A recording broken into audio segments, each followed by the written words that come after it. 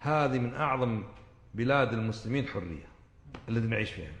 تدرون كثير من الناس ما يستطيع يعمل درس ذكر لله عز وجل على العقيدة السلفية، درس في التوحيد في لا إله إلا الله، ألا يستأذن. لا، وبعضهم إذا وحد الله عز وجل يشنق، يسجن، يقتل.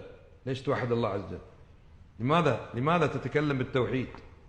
ما سمعنا قط. الآن كم وكم ونحن في هذه الدروس نشرح كتب التوحيد والعقيدة السلفية، والله ما منعنا قط ولا واحد. أذهب إلى بعض البلاد يقول معلش تكلم التوحيد بس لا تقول محمد عبد الوهاب. يعني ترى حساسين عندنا.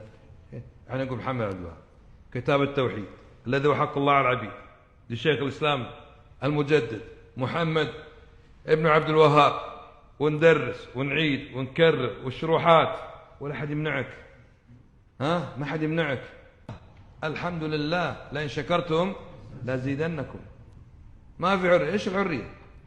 مش الحرية تسب الناس، تريد تسب، تريد تكون حاكما، تريد تخطئ الكبير والصغير. هذا ما هو حرية، هذا سوء أدب، هذا انحراف، هذا ضلال، هذه معاصي. الحرية أنك تكون عبدا لله عز وجل، لأنك إن لم تكن عبدا لله ستكون عبدا لغير الله، إما للشيطان أو للصنم أو للهوى أو لمخلوق أدنى منك أو أعلى منك أو مساو لك أو لهوى. أفرأيت من اتخذ إلهه هواه.